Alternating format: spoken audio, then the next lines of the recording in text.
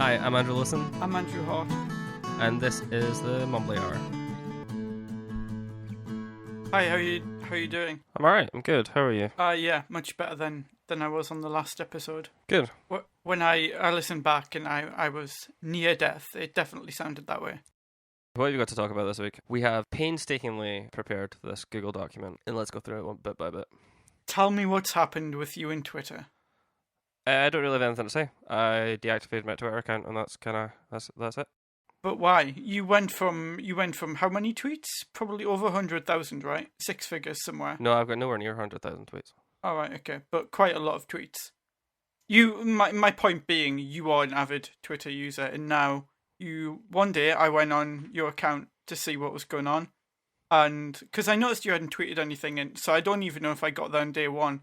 I don't know how long it's been, but yeah, I thought I haven't seen anything recently, so I went on your account, and it's like user not found. So I was like, okay, either he's blocked me. It's a fair assumption. So I logged out and tried it.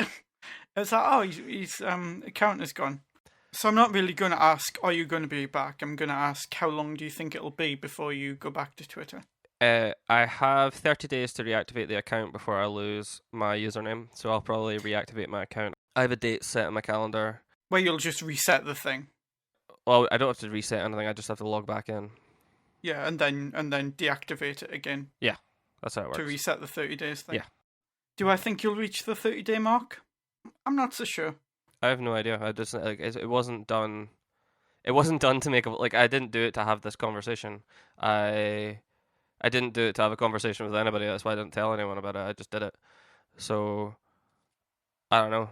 It's not like I've been making a point to come back. Don't you touch the Mumbly Hour account? I made a change to it. I took my Twitter handle out of the description before I deactivated my account. So now it just says by Andrew Podgden and somebody else. It's got my name, which is more descriptive than your Twitter handle. Equally as descriptive as my Twitter handle was, Mr. Podgden. I don't have anything more to say on that. Are you satisfied with my response? Well, yeah. No, well, not really. I think there's more of a reason than you're telling me, and you just don't want to share it. Alright, moving on. I just started compiling notes at some point, and one of them was that the FBI drops the case against Apple, which by this point is kind of ancient news. Well, it is and it isn't. I don't think it's the last we've heard of it. I think they lost that case for the same reason that they started that case. In as much as I think it's generally accepted that it was done to set a precedent that would allow them to do this in the future for other cases that fitted the sort of general scope that this case sat in, and losing that case would be very bad against them because it would stop them in the future being able to do that, because they would be able to be fought and there would be a precedent saying you can't do this because you lost in the past. Because that's typically how these legal battles work, is if you can prove your case, if you can prove your argument from previous decisions made in courts, then that helps a lot. So I think it was dropped because because of the amount of time that it took between this going public and the actual hearing, the public perception changed drastically from Apple's trying to help terrorists to the FBI wants all your information. And I think that was damaging to their case, and I think that probably led to them dropping it. Yeah, it seems a bit unfair that the FBI can take up a case and they can say, okay, we're going to take it to Apple, and then Apple refuses, okay, we're going to take it to the Supreme Court. And as soon as the FBI decides, okay, we're losing, we're not going to win, they can just pull out and they can go, okay, we're not going to take it to court anymore. That isn't a position that Apple would ever be in. Apple has to, respond to it and go through with it. And Apple can't just be like, okay, we're out. Well, yeah, but it would be, if there's other way about, they could work like that. But it only works like that because they're accusing them of doing something wrong. If it was the other way about and Apple were accusing somebody else of doing something wrong, that person can't just drop it. If Apple were accusing the FBI of doing something, they can't just say, no, we don't want to talk about this, and that's the end of it. That's not how it works. I think that they are going to go back and say, well, hang on, you hacked into our device, now you have to tell us how you did it. Because I read a thing before the FBI backed out, which said that Apple could, if somebody else helped the FBI, then Apple could say, okay, now we need to know how you did it. Well, that's the same reason that the NSA wouldn't do it, because if you're using evidence found on a case, you have to say how you found it. Like you can't just bring like a weapon in and say this is how they did it. Where did you find that? Like it has to be admissible. It has to be found through proper means, and the NSA didn't want to help because they didn't want their methods on public record, which is what the case would be if they'd helped. I'm sure we'll find out at some point, because I'm sure Apple will raise it as a thing. All right, I'm looking down the list of what else we have to talk about. I'll happily talk about rebranding of OS 10. So OS 10, right? For years I've been like, previously known as Mac OS 10. Yeah, for years I've been thinking about like, what they're going to do when iOS reaches 10, because it doesn't like easily cross over. It would be amazing if 10 reached 10.9 in the year before iOS was about to reach iOS 10, and then they could have some sort of merger and maybe they'd be the same operating system. These are things that I've thought about over the years. But now we're reaching a point where last year they named the watchOS. They called it watchOS, and somebody asked Phil Schiller about it, and he said, "Oh, you'll see where we're going with this. We have a direction with this." And what he was on about was that then they brought out the OS for the TV, and they called it tvOS. And so they have iOS, watchOS, tvOS, and so it seems obvious now that they're going to rebrand OS 10 as Mac OS with a lowercase m. But now the problem is that with tvOS, they called it tvOS 9 and then 9.1, 9.2. So they like to get all of their ducks in a row and get all of their numbers in order, so it's not really confusing. So you don't have like iOS 9 at the same time that you've got tvOS 1 and watchOS, whatever.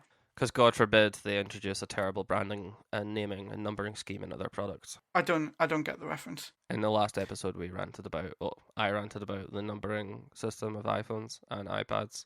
Oh yeah, I was nearly dead. I can't really remember. Did you listen? I listened. I like how the show is so good that not even the hosts listen to it. I was very ill.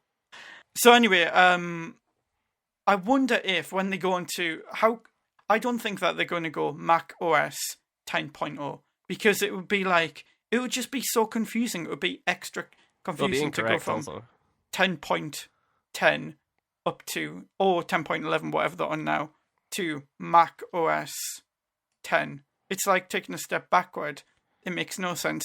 So either here's my thoughts on this: is either they just hold off for a year so then they can just jump into macOS 11, or they call it macOS 10.11 or 12 or whatever they're going on to next. Why did they have to hold off for a year and call it macOS 11? Because they want to get all of their numbers in row with iOS, and iOS is about to hit 10, as is tvOS. So do you think they're start going to do macOS 10, macOS 11, macOS 12? Yeah.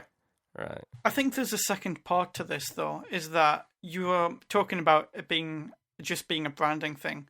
And I think people have been getting excited about the fact that macOS is being renamed, and this means big change for the Mac. But I disagree.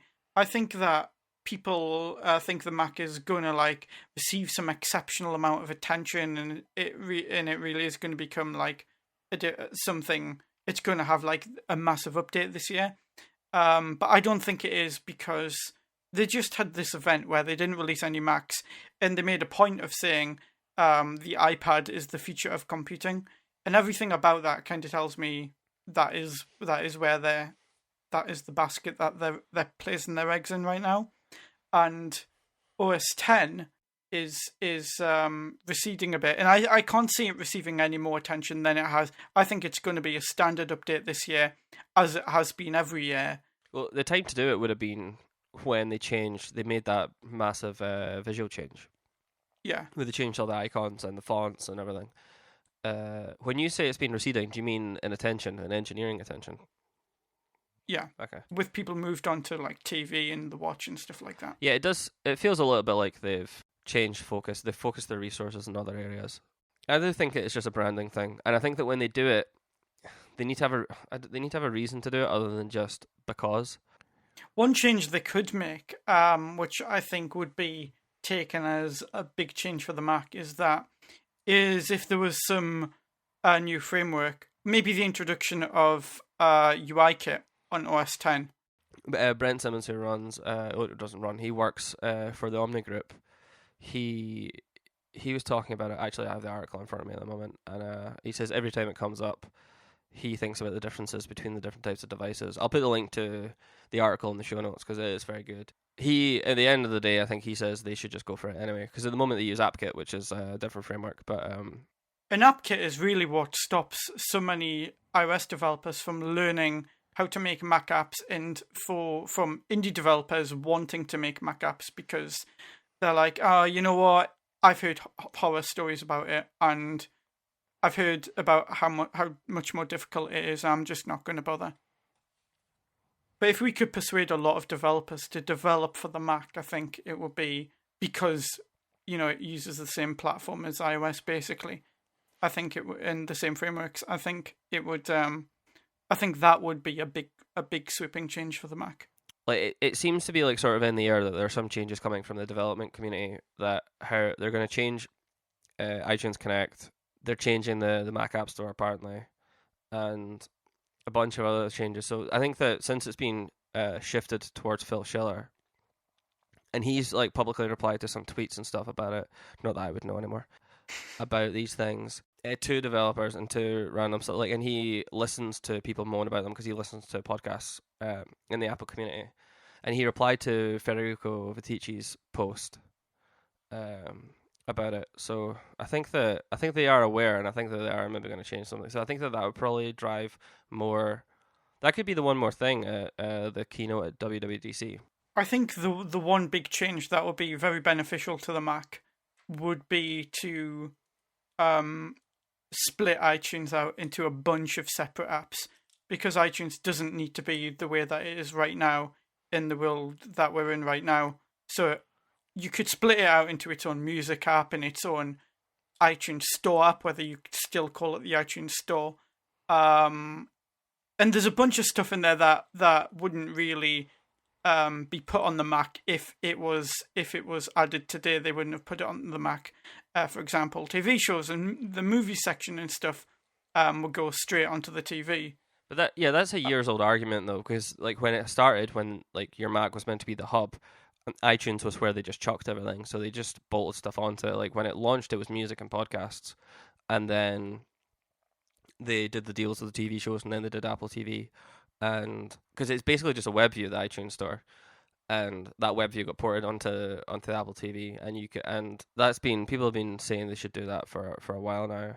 I also think that, and I haven't thought too much into this, so this is it feels like a bit off the top of my head, but I think the reverse is also true, is that the iPad, what could make the iPad a lot better and a more powerful sort of competitor to the Mac is by bringing a lot of the Mac apps. I feel like I need to resort to the Mac for a lot of built-in apps, which is good. It feels like the ones that you get with the iPad are more like baby apps and they're not as powerful as what you get on the Mac. It feels like on the Mac you get a full suite. Desktop Safari is way better than mobile Safari. I think that they're beginning to get into things like with like how they're bringing in the switch view, like not the switch view, the split view, and bringing in multiple apps. I think it's good. I think they need to be able to show multiple Safari windows next, because that is almost equally as important to some people as having two apps alongside each other. Like people that work in a web browser but need to reference another web page at the same time. It's as important as somebody writing in something like IA Writer or Notes or whatever and reading references from a web page. So this is actually something that I thought about, and I was thinking about what happens if they changed the kind of architecture of how an app functions, so that you have apps which are just their own singular thing. And then you have document-based apps, where Safari will be a document-based app. So then when you go into the multitasking window, when you double-tap the home button, you would get you would get the recent Safari tabs as individual windows. And then beside that, you would get Tweetbot and all of the other things, all of the other apps you've been using. But in addition to Safari, in addition to web pages, you would also have, for example, if you were in Notes, and you had 3 different notes that you'd been going back and forth between. The way that you would be doing that right now is you'd be going, you'd go back from one note and then into the next note, and then you copy something and then you go back. And then if you wanted to change apps in the middle of this flow to messages, for example, you would double tap the home button. So that's a different way of changing contexts from pressing the back button and going into a different one. Now you're double tapping the home button. It's a totally different flow. And then what happens if you want to change? If you want to change between 2 different conversations, you're pressing the back button and then going into the next one, and then diving back to the last conversation. And I kind of feel like maybe that should be done by double tapping the home button again. So 2 different conversations would be quote unquote documents, and would be windows that you could jump between, the same as you jump between apps. Yeah, I don't think it's a bad idea. I think it's something they definitely need to address, and something they do need to solve. Like it's a solvable problem, because like Windows on a desktop is how they solve that on that platform. But the whole idea of the sort of sandboxed, siloed windows that contain this sort of like little environment you jump in between on applications is kind of, they'd have to do something to address that without breaking that metaphor that they sort of painted themselves into a corner with. You mean that an app would have to be both a document viewer and a launcher of new documents or existing ones? So, you're saying documents. Are you meaning Windows when you're saying documents? I'll change. I'm happy to change these in the windows. So how would you, for example, in this new flow, how would you close a message? Would you a conversation? Would you have to double tap the home button and then swipe it up? How would you open a new conversation if you're not pressing the back button to go back? It's kind of, in my head, I don't have it figured out. Yeah, but I think there's something there. Yeah, no, there's definitely something they need to do, because like if you look at how something like Tweetbot on the Mac, where you can open things in other windows, and it's similar to like it's like a siloed thing on the Mac, where it can pop out and add a different context, because it can go, I want to see this thing in a different popped out window that's separate from the main view. And they do the same with picture in picture on iOS, where if you want to leave where you are, you can take a section of what's going on in that app that you're in and put it somewhere else while you go and do something else. So they could do something similar to that, where you can choose inside the main context of the application, which would be the main view. If you say, I want to go do something else, but I need this, or I want to take what I want to start something new, like say it was a web browser or a document, and say I want to open a new one, but I want the other one to exist also. It could pop out in its own, and it's outside of that main context, and go into something separate. How they would visually solve that so it wouldn't be confusing to a user, I don't entirely know, but I think you're totally onto something here. If you think about how a web browser works on the Mac, you open things in tabs, which is the same as on iOS, and then at one point you're like, actually, you know what, I want this in its own window, so you just drag the tab out.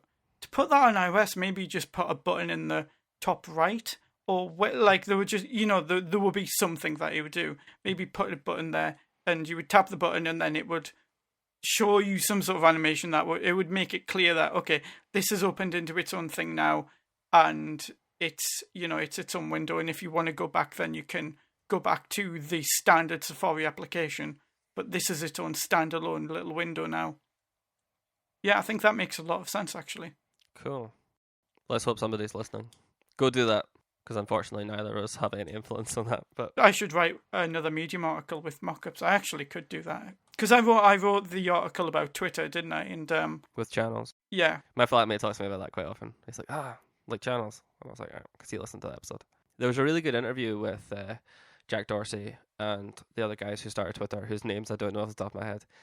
It was on the Nerdist, right? Yeah, I listened to that. Anybody who has listened to our conversations about Twitter and enjoyed them, or were at least vaguely interested in wanting to listen to somebody's opinion who actually knew who they were talking about, should go and listen to that, because it was fascinating, I thought. It was really interesting to hear how it started, because you could follow the steps through the story they were telling of, oh yeah, I see how they made the leap from that thing to that thing, and how they ended up with Twitter. So the basic story is that they were on AIM, which in my in my kind of social group, it was always MSN. I never used AOL.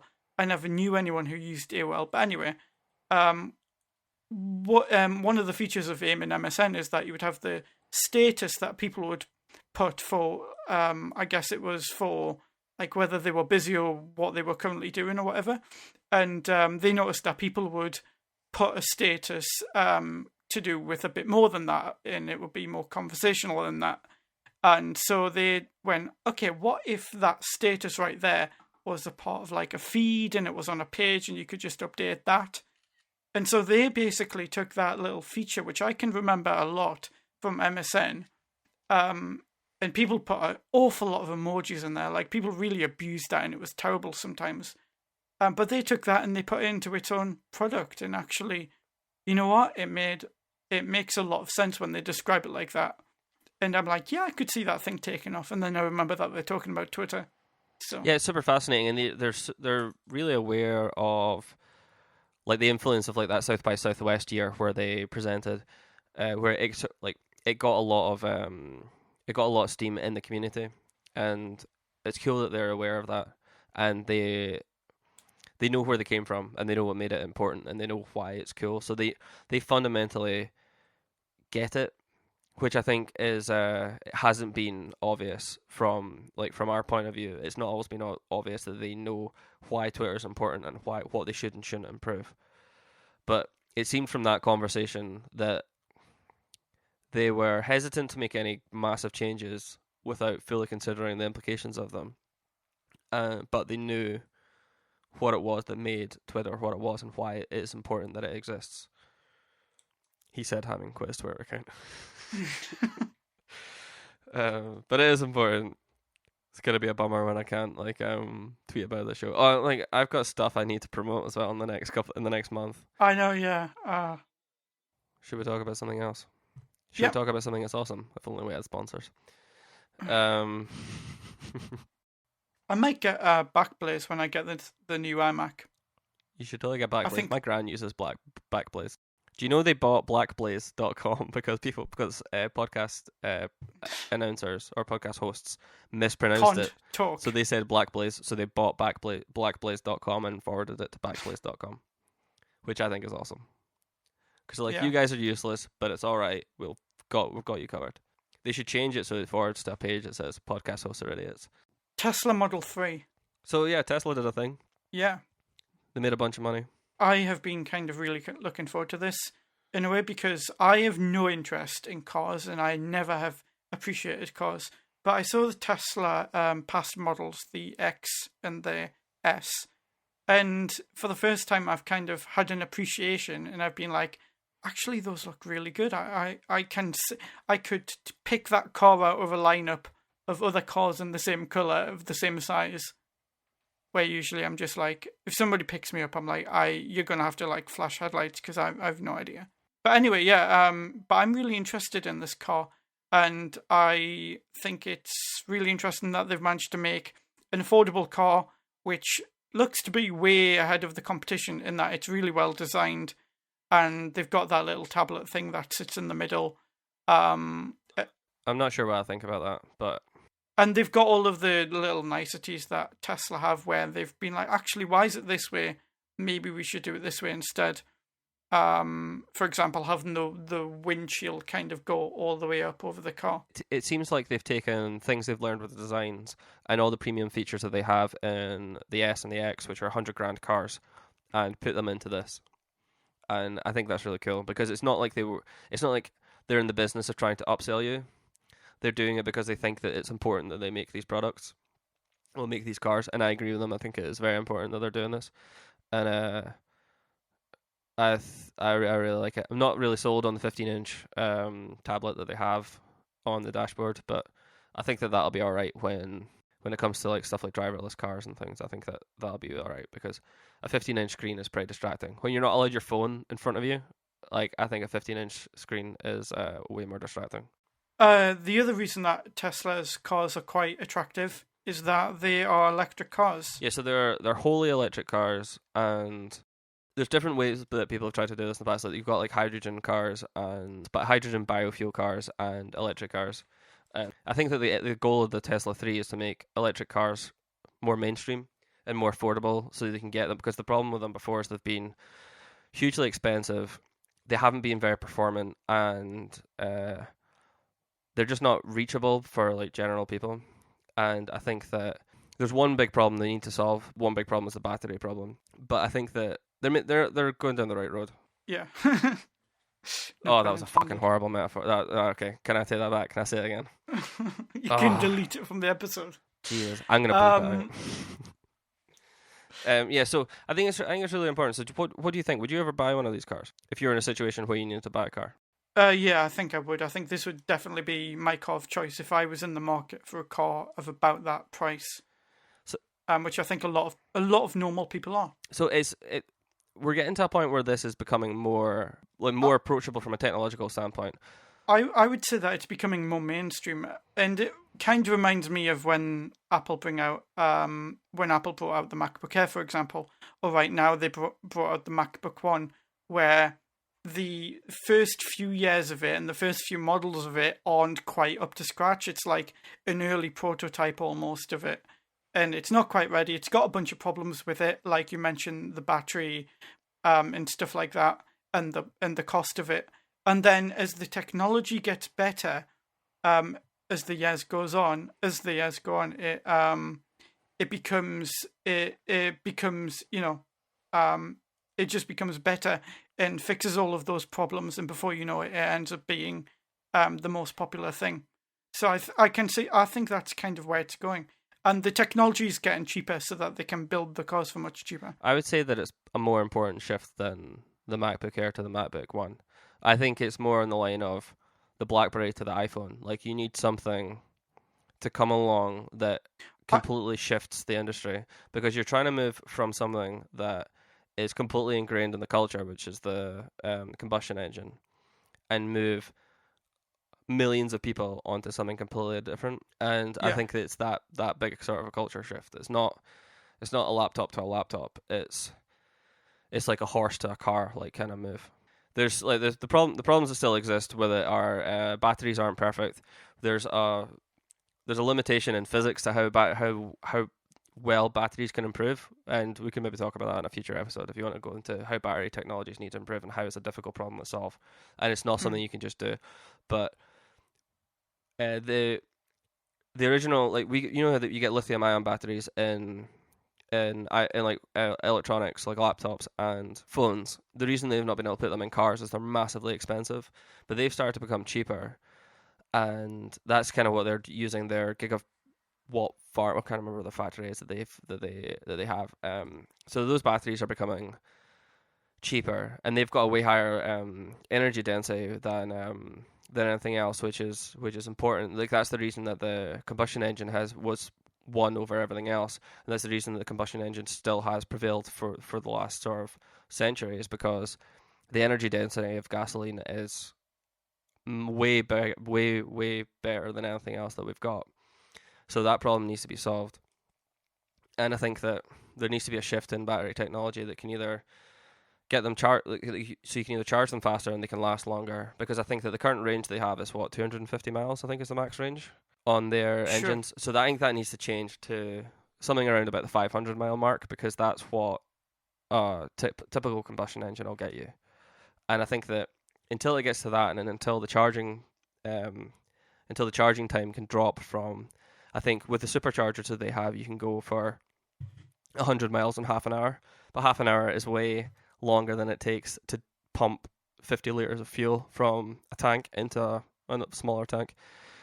So I think that problem needs to be solved as well. I think batteries are super frustrating, because if you look at the innards of a computer or a phone, it's all about making all of the other components as small as possible, and they do a great job with that, and they get them down to really small sizes just so they can put in this really big ass fat battery.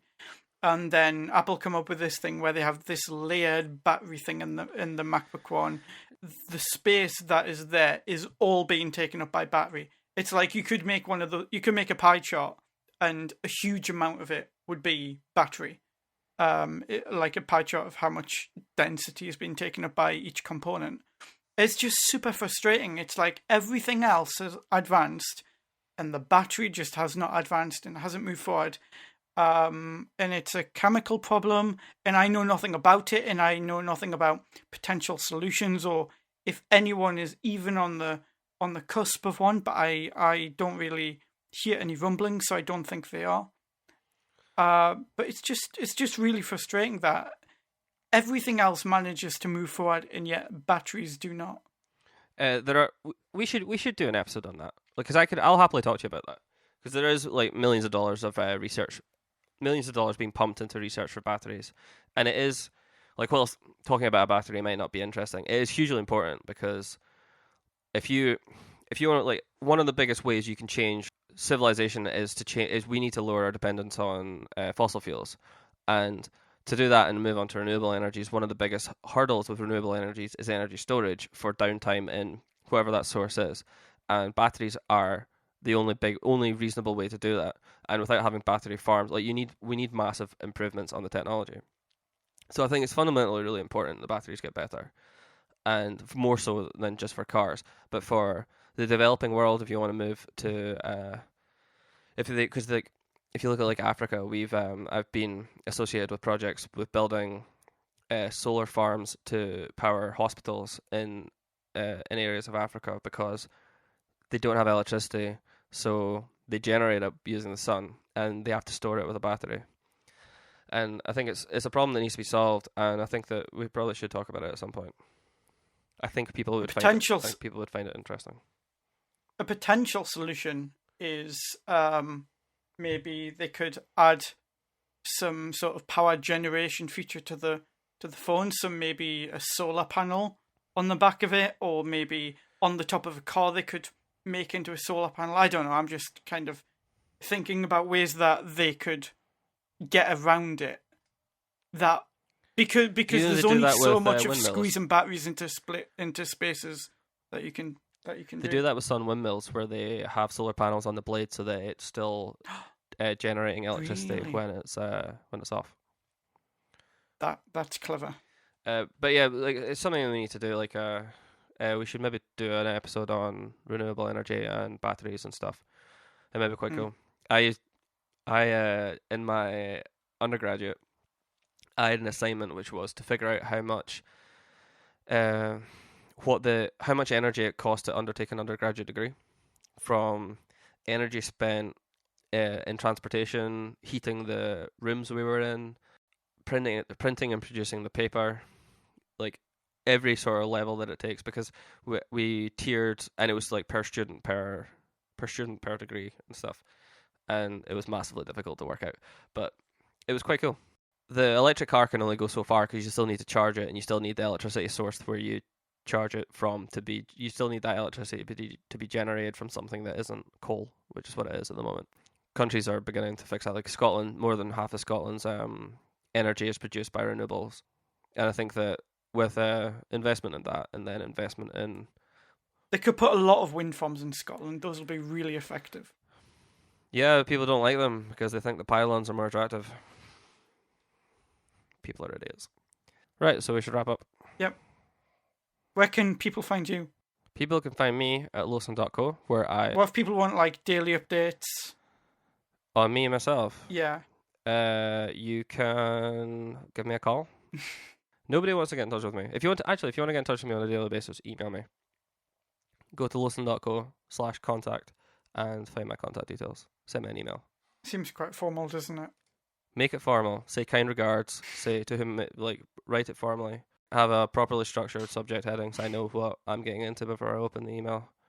Please do that. If you have any thoughts about all the things we talked about, like the FBI, OS X, weird branding issues that Apple have, the Tesla, let us know. You can get in touch. You can get in touch with us at Twitter. We're at mumblyhour, and Gmail. We're mumblyhour@gmail.com.